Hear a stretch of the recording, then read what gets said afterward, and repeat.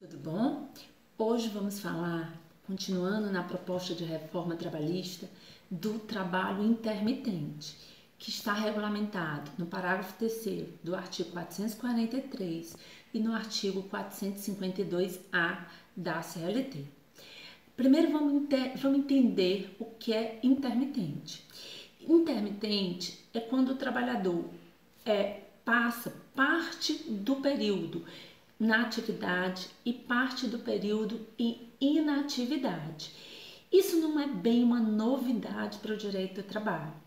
Já existia o entendimento de que o trabalhador pudesse ser contratado para trabalhar apenas alguns dias na semana, ou seja, sem a continuidade da prestação de serviço. A grande novidade é a possibilidade dessa intermitência ser até mensal, ou seja, o trabalhador ter meses de atividade com recebimento de salário e meses de inatividade sem o recebimento de nenhuma contraprestação, ou seja, sem o recebimento de salário. Para o governo isso é interessante, porque estatisticamente o empregado aparece como trabalhador formal registrado, mas na realidade ele não estará em algumas épocas recebendo dinheiro. O que diz que eu posso contratar trabalhadores para trabalhar alguns dias na semana, alguns dias no mês, um mês sim, outro não, ou alguns meses durante o ano, mantendo o vínculo com ele sem extinguir o contrato.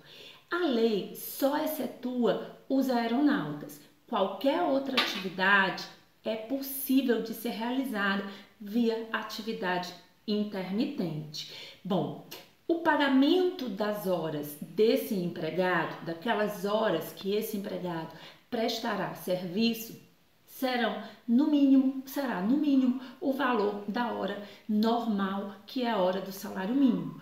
Porém, se existir o pagamento para outros trabalhadores de um patamar salarial diferenciado, deverá ser esse valor que o trabalhador intermitente terá direito a receber. Bom, essa é a base do entendimento do que seja intermitente. Mas o artigo 452-A traz uma série de acréscimos em relação ao entendimento do que é o trabalho intermitente e de quais as consequências desse trabalho intermitente.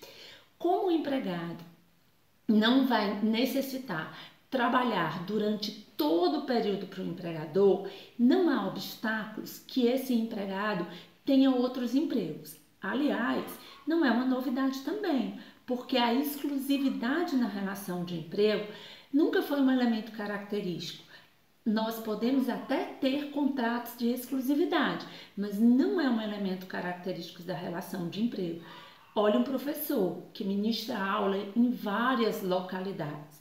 Então, o fato do trabalhador ter uma atividade intermitente, ou seja, a não certeza do recebimento salarial mensal, leva com que esse empregado possa ter mais de um vínculo de emprego, tenha mais de uma relação de emprego. Tudo bem? Bom, ocorre que esse contrato deverá ser necessariamente escrito para permitir que o trabalhador tenha um conhecimento prévio de que época prestará serviço, de quanto receberá pelas horas, mas existirá sim época de total inatividade quando essa intermitência for por mês. Em decorrência disso, a lei estabelece um prazo para que o empregador possa chamar o trabalhador para novamente prestar o serviço. O empregador tem 3 dias corridos, então eu lhe contratei para trabalhar um período, você se afastou por não existir mais necessidade da sua prestação de serviço e eu vou chamar você novamente para prestar o serviço. Que a lei diz que eu tenho 3 dias corridos para formalizar essa chamada por qualquer meio. O empregado, no entanto, tem um dia útil para determinar se vem ou não prestar o serviço, para aceitar ou não. O silêncio do empregado é tido como recusa, ok? Então, se o empregado não responder, a ideia é de que ele não aceitou voltar para prestar novo prazo de serviço para o empregador. Mas, se o empregado recusar expressamente ou em decorrência do seu silêncio, não haverá a possibilidade do empregador demiti-lo por justa causa. Não é motivo de justa causa. Dado, é lógico, essa instabilidade do emprego do empregado em relação à questão financeira. Vamos lá, o empregado arranjou um novo emprego. Se ele tiver arranjado um novo emprego, ele não tem como deixar aquele emprego para voltar a prestar o serviço. Ok. Mas vamos supor que o empregado aceitou. O empregado, em um dia útil, comunica a aceitação do retorno. Na época marcada, ele não retorna, certo? O que a lei prevê? A lei prevê uma punição pecuniária, aliás, uma novidade da reforma, uma punição pecuniária no valor de 50% da remuneração do empregado a ser pago para o empregador. Esse valor, no entanto, poderá ser compensado com trabalhos posteriores, mas não deixa de ser uma punição. Aliás, na medida provisória que o governo Temer diz ter interesse em fazer para modificar a própria reforma, uma das coisas que ele propõe é a modificação desse entendimento, do empregado ter que pagar uma pena pecuniária em decorrência do seu não comparecimento, ok? Ótimo. Depois de um período de prestação de serviço, então o trabalhador trabalhou 4 meses e não vai mais prestar serviço por um período que ele não tem noção ainda. O empregador resolveu paralisar o contrato em decorrência dessa possibilidade que é a atividade intermitência. O empregador deverá, no ato da extinção, pagar a remuneração do empregado, férias proporcionais do empregado, 13º proporcional do empregado, em adicionais devidos, todas as verbas decorrentes da existência desse contrato durante aquele prazo, bem como depositar o FGTS correspondente aos meses trabalhados e pagar a previdência do trabalhador. Então, toda vez que for ocorrer uma paralisação no contrato, o empregador deverá dar quitação das férias proporcionais, do 13º proporcional, da remuneração e de eventuais adicionais que esse trabalhador venha a ter. Bom, embora a atividade não seja contínua, ou seja, você não vai ter atividade durante o ano inteiro, por exemplo, vai ter apenas em alguns períodos e outros não, o empregado mantém o direito a 30 dias de férias anuais.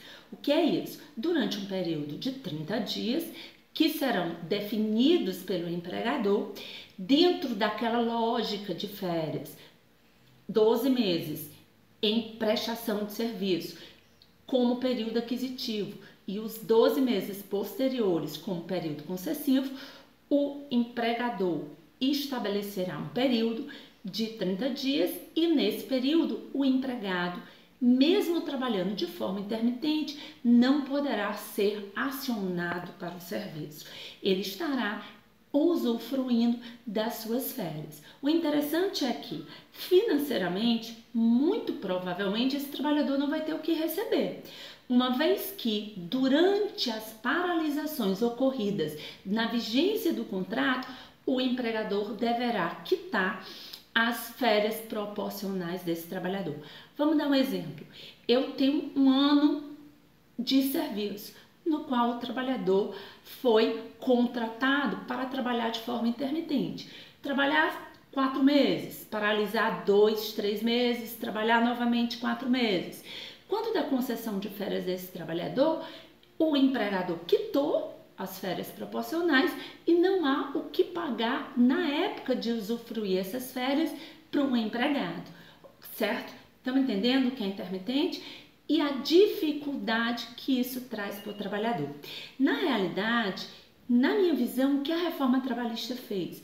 Ela tirou a responsabilidade do risco da atividade para o empregador e passou para o empregado. O que a gente tinha antes? Trabalho, relação de emprego, era disponibilidade. Portanto, se eu tivesse um contrato e que em algumas épocas eu tivesse menor movimentação, o risco de uma menor venda, uma menor movimentação era do empregador. O que a reforma fez, trouxe isso para o empregado. O empregado assumirá esse risco na medida em que ele é que ficará sem recebimento de salários. Quais as consequências que isso vai trazer para uma previdência social? Quais as consequências que isso vai trazer para a vida do trabalhador na medida em que, embora com um vínculo formalizado, ele tem salário zero? Muito difícil. Isso a gente verificará no futuro. Então, aprendemos mais ou menos o que é a atividade intermitente, embora exista aí no ar a possibilidade do próprio presidente da República fazer algumas alterações, ou melhor, como ele mesmo diz, clarificar esse tipo de trabalho. Só lembrando, ele fica vedado aos aeronautas.